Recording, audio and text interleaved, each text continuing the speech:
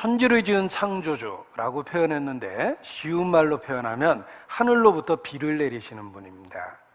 그가 자기를 증거하지 아니하신 것이 아니니 지나간 세대에 있는 사람들로 자기의 길을 다니게 묵인하셨으나 그가 자기를 증거하지 아니하신 것이 아니니 하늘로부터 비를 내리시며 결실기를 주시는 선한 일을 하사 음식과 기쁨으로 너희 마음에 만족케 하셨느니라. 여호와 창조주 하나님은 하늘로부터 비를 내리시는 분입니다. 쉽게 표현하면 하늘로부터 비를 내리시는 분, 그분이 하나님이십니다. 에레미야 14장 22절, 에레미야 14장 22절입니다.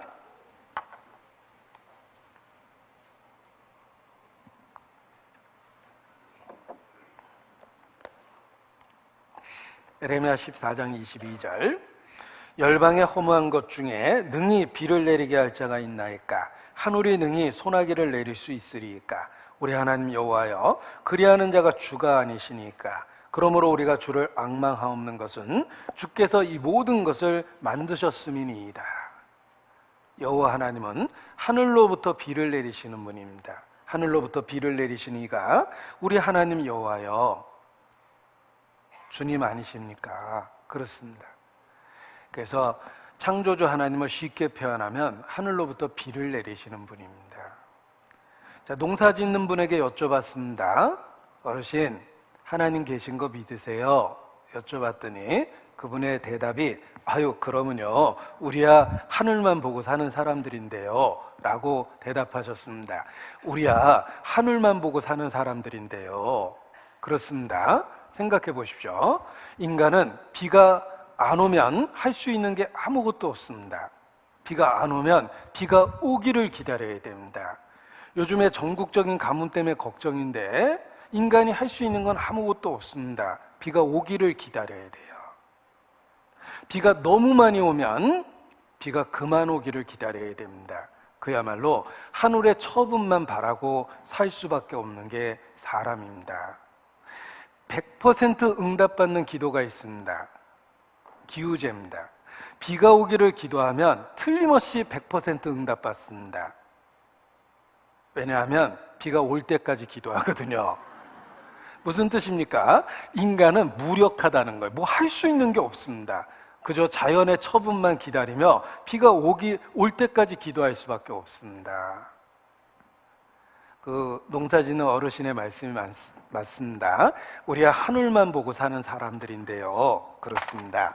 자, 봄에 땅을 갈아엎고 씨를 심습니다. 씨를 심습니다. 뿌리가 돋고 싹이 납니다. 이때쯤에 비가 와야 되는데 자연은 우리의 기대를 저버리지 않습니다. 봄비, 이슬비가 내립니다. 뿌리가 더 돋고 싹이 부쩍 자랍니다. 그리고 장마가 집니다. 빗줄기가 굵어졌죠? 그러나 견뎌낼 수 있습니다. 뿌리도 많이 돋았고 싹도 잘 자랐기 때문에 이런 굵은 빗줄기를 견뎌낼 수 있는 것입니다.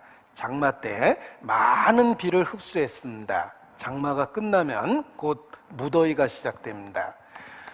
더운 날씨가 계속되고 있지만 장마 때 흡수한 비를 가지고 무더위를 견뎌내면서 곡식이 부쩍 자랍니다. 그래서 곧 추수할 때가 되는 것입니다. 이것이 자연의 이치입니다. 생각해보면 참 신기합니다. 봄에는 봄비가 내리고 여름에는 장마비가 내려서 곡식이 자랄 수 있게 만들어줍니다. 만일 거꾸로 된다면 어떻게 될까? 봄에 씨를 심어서 간신히 작은 새싹이 돋고 있는데 장마가 지면 다 떠내려가 버립니다.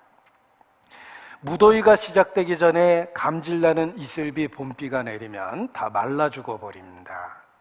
하나님은 이른 비와 늦은 비를 내리시는 분이라고 성경에 말씀하셨는데 시기적절하게 비를 내리십니다.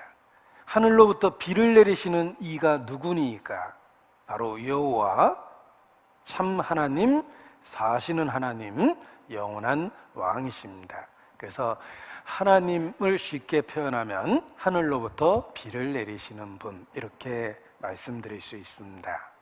생각해보면 비가 결코 저절로 우연히 내리는 게 아닙니다. 정교하게 설계돼서 인간이 살 수 있는 조건을 만들어내는 것입니다. 대자연은 놀라울 정도로 인간 생존을 위해서 설계되어 있습니다. 하나님의 작품이기 때문에 그렇습니다. 생각해보죠. 비를 내리시는 분. 자, 지구의 70%는 물입니다. 지구의 70%는 물입니다. 물은 생물로 번성하게 하라라는 말씀처럼 지구를 물의 행성으로 만드셨기 때문에 생명체가 존재합니다. 그런데 지구의 70%는 물이며 그 70% 물은 97%가 바다입니다. 나머지는 호수와 강 3%밖에 안 됩니다. 지구의 물의 97%는 바다라고 이야기 드렸습니다. 이 바다는 소금물입니다. 지구 전체 표면적의 70%는 바다며 지구 전체 물의 97%가 바다다 이렇게 이야기하는데 이 바다가 소금입니다. 왜 소금으로 이루어져 있을까? 뭐 그거야 어떤 사람이 뭐 욕심쟁이가 맷돌 갖고 가다 빠뜨려가지고 아직도 돌아간대잖아. 뭐 이렇게 옛날 얘기하고 헷갈리는 분이 있는데 중요한 건 소금이 아니면 큰일 납니다. 왜냐하면 육지에는 많은 해마다 쓰레기가 생길 수밖에 없습니다. 많은 식물이 있죠. 낙엽이 지고 나무가 죽고 썩습니다. 또 짐승도 수명을 다해서 죽어서 썩습니다. 육지에는 많은 사체들이 생깁니다. 동식물의 사체가 생기는데 비가 오면 그게 물에 의해서 흡수되고 녹습니다. 녹아서 흡수되죠. 그래서 냇물이 강물이 되고 강물이 바다가 돼서 바다로 끌고 들어가는 거예요. 일종의 물 청소하는 효과가 있습니다. 하나님은 육지에 비를 내리셔서 물을 통해서 그 썩고 부패한 것을 흡수하여 바닷속으로 끌고 들어가는 거예요.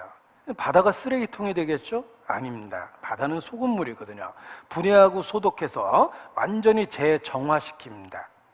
문제는 소금물인 바닷물이 식물에 바로 쏟아지면 식물이 죽을 수밖에 없다는 것입니다. 하나님은 태양을 통해서 바닷물을 증발시킵니다. 바닷가에 낮에 나가보면 아른아른아른합니다. 그것은 바닷물이 태양열에 의해서 증발되고 있는 겁니다. 소금물이었던 바닷물이 완벽한 담수가 되어버립니다. 그래서 많은 물방울에 의해서 구름이 형성되고 대기의 흐름에 따라서 구름이 육지로 떠옵니다. 비가 돼서 쏟아집니다. 그리고 식물에게 필요한 비를 공급하고 냇물이 되고 강물이 되고 다시 바다로 흘러 들어갑니다. 이것이 과학에서 말하는 물의 순환입니다. 이 물의 순환은 과학적으로 입증된 지 몇십 년 안 되는 내용입니다. 놀라운 건 성경에 수천 년 전에 3,500년 전에 하나님께서 말씀하셨습니다. 완벽한 물의 순환을 제가 외워보겠습니다. 바닷물을 불러 육지에 쏟으시는 이는 만군의 주 여호와시니라. 그가 물을 가늘게 끌어올리신즉 그것이 안개 되어 비를 이루고 사람들 머리 위에 내려 쏟아지느니라. 구름에 비가 가득하면 땅에 쏟아지거니와 모든 물은 바다로 연하여 흐르되 그 바다를 채울 수 없느니라. 이 완벽한 물의 순환입니다. 이런 놀라운 말씀을 수천 년 전에 하셨다는 것은 창조주 아니면 불가능한 겁니다. 성경에 나타난 여호와 하나님, 그는 하늘로부터 비를 내리시는 분입니다. 자, 이 물의 순환은 우리 시대에 알게 된 과학적 법칙이다라고 말씀을 드렸는데 여기 그림을 보면서 자세히 설명을 드리겠습니다. 물의 순환입니다. 자, 지구의 70%는 바다입니다. 바다가 증발해서 구름이 되는 것인데 영상 하나 보여드립니다. 물의 순환을 이해하기 위해서 우리는 첫째로 그 주요 무대를 살펴봐야 합니다. 지구상의 물의 97%는 바다에 저장되어 있습니다. 지구상의 수많은 생명체를 유지시키기 위해서는 두 가지의 필수적인 일이 끊임없이 반복되어야 합니다. 바닷물에서 염분이 제거되어야 하고 그 물은 다시 지구 표면에 골고루 전달되어야 합니다. 태양열의 도움을 받아 이 두 가지 일은 깨끗이 해결됩니다. 액체인 물은 염분을 떨쳐내고 기체 상태로 기화하여 증기 상태로 공기 중에 스며듭니다. 이 현상은 이른 아침 호수나 저수지에서 쉽게 관찰되집니다. 매년 약 9,500입방마일의 물이 증발을 통해 대기 중에 흡수되며 이 과정에서 창조의 가장 장엄한 장관 중의 하나가 하늘을 메우게 됩니다.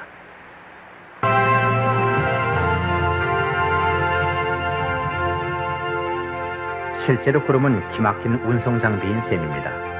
물방울이 모여서 된 구름은 바람에 의해 어느 곳으로도 쉽게 운반됩니다.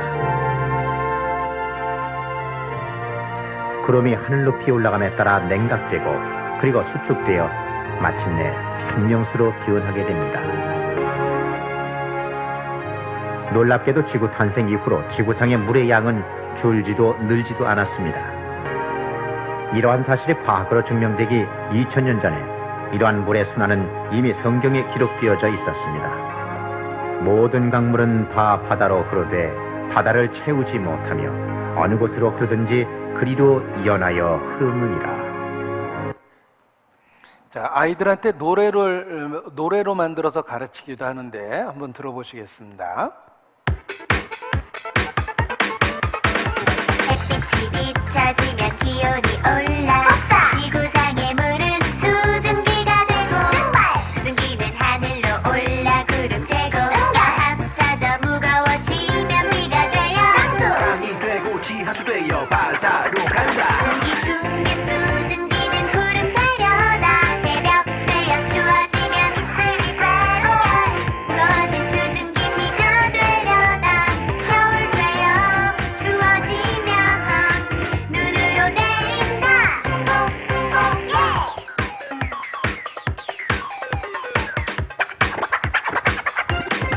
자, 이렇게 학교에서도 아이들한테 가르치는 내용인데 우리 시대에 입증된 물의 법칙입니다.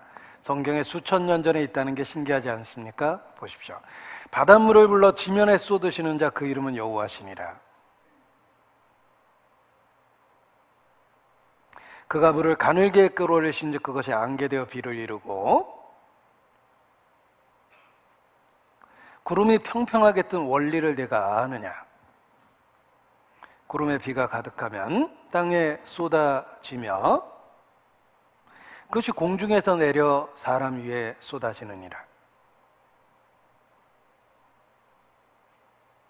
모든 강물은 다 바다로 연하 흐르되 바다를 채우지 못하며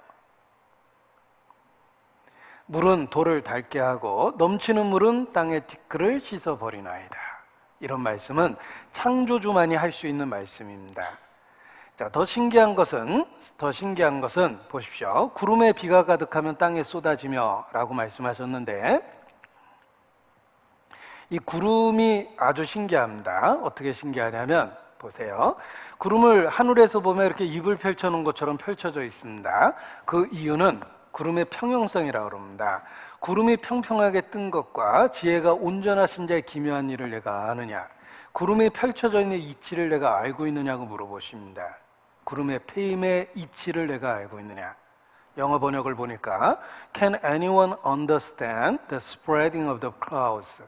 구름이 펼쳐져 있는 이치를 내가 알고 있느냐고 물어보셨는데 자, 구름은 부력이 있기 때문에 뜬다. 중력이 있기 때문에 가라앉죠. 그러다 보니까 이렇게 넓게 펼쳐지는 거예요. 따라서 비가 골고루 내릴 수 있도록 만들어줍니다. 그것을 과학에서는 구름의 평형성이라고 이야기합니다. 만일 구름의 평형성이 없다면 구름이 기둥처럼 솟아날 겁니다. 어떻게 되겠습니까? 옆 동네 홍수 나는데 우리 동네는 땡땡 가무는 거예요. 그러나 구름은 평형성을 갖고 있어요. 부력이 있죠? 중력이 있죠? 그래서 중간에 펼쳐집니다. 우리가 화단에 물을 줘보면은 그냥 수도꼭지로 물을 주면 화단 다 망가집니다. 씨앗이 다 파헤쳐지죠. 그래서 물뿌리개, 조르라고 일컬어지는 물뿌리개를 갖고 물을 골고루 이렇게 뿌려줍니다. 화단에 물 줘보신 분은 잘 아시죠? 하나님이 구름을 평평하게 펼쳐서 비가 골고루 내릴 수 있도록 도와주시기 때문에 어느 곳에서든 비의 강수량을 재보면 연중 강수량이라는 말이 나오듯이 비슷한 양의 비가 내리고 있다는 것입니다. 우연이라고 생각하십니까? 구름이 펼쳐져 있는 이치를 내가 알고 있느냐? 하나님 물어보십니다. 이건 창조주만이 할 수 있는 이야기입니다. 신기하죠? 더 신기한 것도 있습니다. 우리가 살고 있는 대개 78%는 질소입니다. 이상하죠? 우주는 대부분 헬륨으로 이루어져 있는데 이 지구 대기는 특별합니다. 우리가 살고 있는 대개 78%가 질소입니다. 21%가 산소입니다. 인간이 살아갈 수 있는 아주 적절한 조건입니다. 만일 산소가 25% 이상으로 늘어나면 어떤 일이 생길까? 젖어있는 나뭇잎에 불이 붙으면 절대 안 꺼진대요. 지구가 불바다 됩니다. 우리 강원도에 산불이 일어나곤 하는데 자연적으로 절대 불이 안 꺼지게 돼 있어요. 만약 지구 대기의 25% 이상으로 산소가 늘어나면 지구가 불바다 되는 거예요. 그런데 어떻게 설명해야 될지 모르겠지만 인간이 살 수 있는 가장 적당한 비율을 갖고 있다는 것입니다. 산소 21%입니다. 나머지를 계산해 보니까 1%죠. 이 1%의 0.03%가 이산화탄소입니다. 그 이산화탄소가 조금 많아졌다고 지구가 온난화되고 있다고 난리를 치는 거예요. 지구는 정교하게 설계되어 있어서 인간이 살 수 있는 절대적 조건을 만들어내고 있다. 우연이 아닙니다. 설계되어 있다는 거예요. 더 재미난 건 지구 대개 78%가 왜 질소일까? 이유가 있습니다. 비가 오면 번개가 칩니다. 번개가 치면 엄청난 전기 에너지가 생기면서 대기 중에 있는 질소가 빗방울에 섞입니다. 그래서 비료준 효과가 생깁니다. 비료는 질소로 만듭니다. 비 온 뒤에 나가보면 퀴퀴한 냄새 나죠. 그게 질소 냄새예요. 또 비 온 뒤에 나가보면 싹이 파랗게 돋고 있죠. 그게 질소준 효과가 있기 때문에 그런 겁니다. 비료준 효과가 있기 때문에 그렇습니다. 대개 78%는 질소며 번개에 의한 엄청난 전기 에너지에 의해서 대기 중에 질소가 빗방울에 섞여서 비료준 효과가 있는 것입니다. 우리 조상들도 경험적으로 잘 알았습니다. 번개가 잦으면 풍년이 든다. 그렇습니다. 번개와 풍년이 무슨 관련이 있는지 우리 시대에 알게 된 겁니다. 번개는 전기 에너지에 의해서 대기 중에 있는 질소를 빗방울에 섞여줘서 비료준 효과를 주는데 인간이 공장에서 만든 것과 비교할 수 없을 정도로 엄청난 양의 비료를 대자연이 공급하는 것입니다. 앞으로 비 오는 날 번쩍번쩍 번개 치는 거 보면 하나님이 비료 푸대 뜯어서 이렇게 뿌리고 있다고 생각하면 할렐루야 찬송이 저절로 날 겁니다. 놀라운 건 이러한 사실이 수천 년 전에 기록되어 있다는 것입니다. 창조주 여호와 하나님만이 하실 수 있는 말씀이죠. 번개의 비밀에 대해서 말씀을 드리겠습니다. 자, 번개 비밀이 있습니다. 그가 번갯빛으로 자기의 사면에 두르시며 바다 밑도 가려우시며 이런 것들로 만민을 징벌하시며 이런 것들로 식물을 풍비히 주시느니라. 번개의 비밀이 있습니다. 이런 것들로 식물을 풍비히 주시느니라는 말을 영어로 번역하면 번개가 먹는 음식을 풍부하게 주는 역할을 한답니다. 번갯빛으로 식물을 풍비히 준다고 되어 있죠. 대기 중에 78%는 질소, 21%는 산소입니다. 21%가 산소며 78%가 질소예요. 번개는 생명체의 최대 질소원이다. 비가 오면 빗방울에 질소가 섞여서 고정화됩니다. 식물이 자라는데 꼭 필요한 것을 공급해 주게 됩니다. 번개가 식물에게 비료를 준다. 번개가 잦으면 농작물의 20%가 증수되며 천둥 번개가 잦으면 풍년이 든다. 그 이유를 우리 시대에 알게 된 거예요. 식물의 비료를 공급합니다. 번개로 식물을 풍비히 주신다고 말씀하셨는데 그래서 비가 온 뒤에 식물이 잘 자라는 거예요. 여러분 흙 하나 없는 바위 틈에서 풀이 자라고 꽃이 피는 게 신기하지 않습니까? 어떻게 바위 틈 사이에서 풀과 나무가 자라죠? 대기 중에 있는 질소가 빗방울에 의해서 섞이니까 충분히 자랄 만한 영양분을 공급해 주는 겁니다. 그래서 흙이 없는 바위 틈 속에서도 싹이 나는 거예요. 대자연의 신비입니다. 하나님 말씀하십니다. 번갯빛으로 식물을 풍비히 주시는 분, 그분이 바로 하나님이십니다. 그래서 성경은 창조주에 대한 말씀이며 쉽게 표현하면 하늘로부터 비를 내리시는 분, 그분을 우리가 알고 믿자라는 겁니다.